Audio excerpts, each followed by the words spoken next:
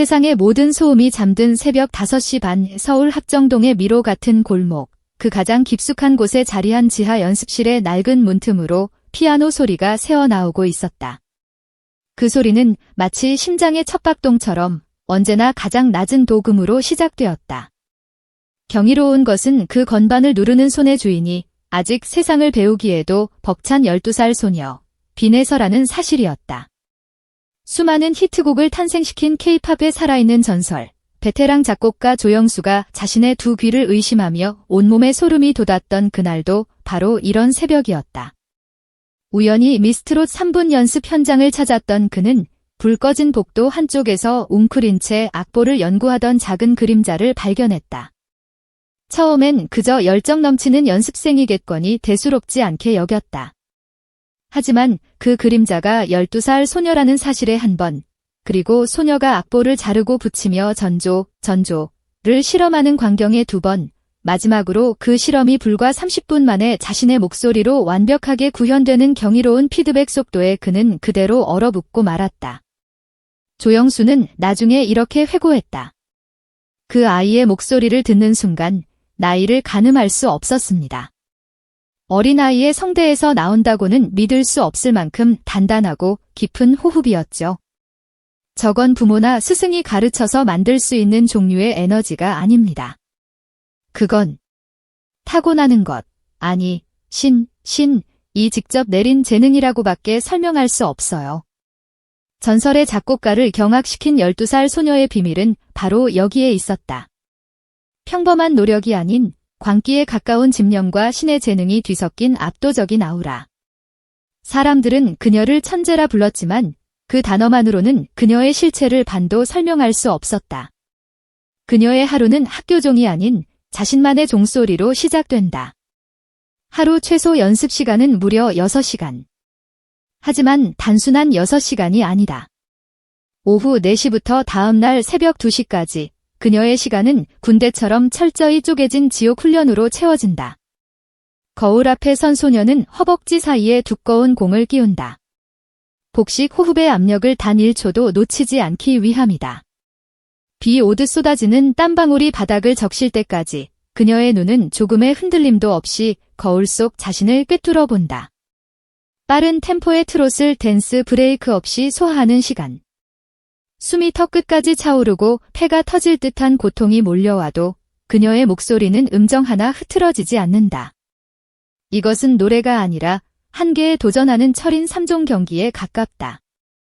팬들 사이에서 메들리 마라톤이라 불리는 체력 지옥 트랙이 시작된다. 수십 곡을 연달아 부르며 격렬한 안무까지 소화해야 하는 이 시간은 웬만한 성인 가수도 두 손 두 발 다 들게 만드는 극한의 훈련이다. 지도 선생이 자리를 비우는 마지막 시간, 소녀의 광기는 절정에 달한다. 클래식 성악의 웅장한 크레센도로 시작해 영혼을 파고드는 블루스 스케일의 애드리브를 거쳐 심장을 찢는 순정 트롯의 꺾기로 마무리된다. 장르의 경계를 파괴하는 이 빈에서 믹스는 매일 밤 새롭게 업데이트된다. 연습실 칠판에는 화성악 기호 대신 그녀의 열정으로 끊어진 기타줄과 땀으로 번진 악보만이 흔적처럼 남는다. 그녀의 비범함은 이미 오래전 떡잎부터 증명되었다. 초등학교 장기자랑 무대, 앳된 소녀가 마이크를 잡고 트롯을 부르던 그 순간 갑자기 반주가 끊기는 사고가 발생했다. 체육관은 순간 정적으로 가득 찼다. 하지만 바로 그때 모두의 예상을 뒤엎는 일이 벌어졌다. 마이크도, 리버브, 잔향 효과도 없는 상태에서 소녀의 생목소리가 체육관 끝 벽에 부딪혀 돌아올 만큼 강력하게 울려 퍼진 것이다. 친구들은 환호 대신 경의에 찬 탄성을 뱉었고 고음이 끝나고 훈련된 무대 인사까지 완벽하게 마치자 담임 선생님은 떨리는 목소리로 말했다.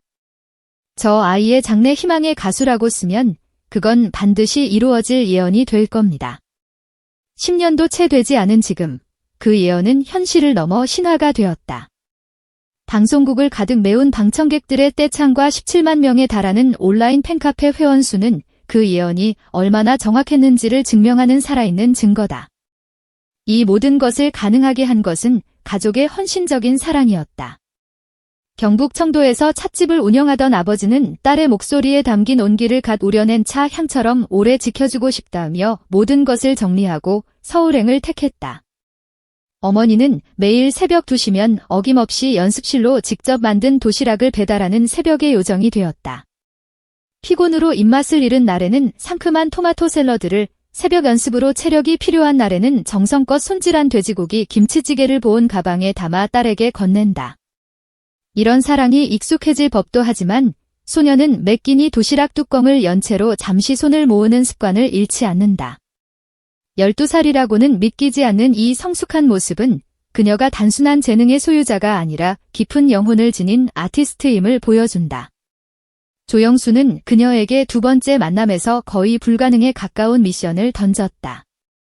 1950년대의 고전 트롯을 2025년식 네오 트롯 팝으로 재해석해보아라. 지시를 받은 지 불과 48시간 후 소녀는 조용한 카페에서 조영수에게 실험 영상 2편을 내밀었다. 첫 번째는 원곡 템포에 펑키한 리듬을 더한 리믹스, 두 번째는 애완견 진돗개가 옆에서 코 고는 소리를 비트 삼아 만든 충격적인 눕방 믹스 버전이었다.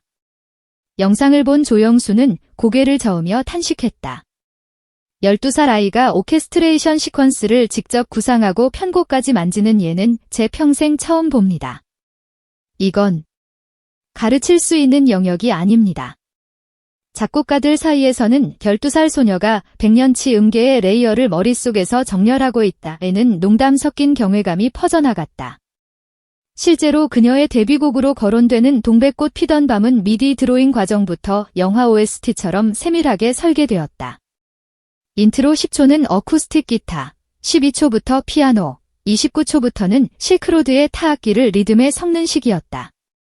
트로트를 세 개의 언어로 만들려면 제가 먼저 세 개의 언어를 섞어봐야죠. 12살 소녀의 당돌한 한마디는 결코 허언이 아니었다. 혹자는 말한다. 트롯 시장은 이미 레드오션이라고. 그러나 빈에서는 레미제라블의 한 구절을 인용해 그 인식을 뒤집는다. 사람이 세상을 바꿀 수는 없어요. 하지만 작은 노래 하나로 하루만큼의 희망은 바꿀 수 있다고 믿어요. 그래서 그녀는 오늘도 새벽 2시, 조명이 기울어져 생긴 피아노 검은 건반의 그림자 위에 조용히 손가락을 얹는다. 가장 낮은 도에서 가장 높은 도까지. 학교종이 울리기도 훨씬 전 스스로의 아침종을 먼저 울리기 위해. 그렇게 울려 퍼진 첫음이 언젠가 세상을 가득 채울 때 사람들은 기억할 것이다. 어린 천재라는 찬사 뒤에 숨어있던 한 소녀의 처절하고도 위대한 발걸음을. 그녀의 소름 돋는 비밀은 바로 신의 재능 위에 인간의 노력을 피처럼 쏟아붓는 끝없는 집념이었다.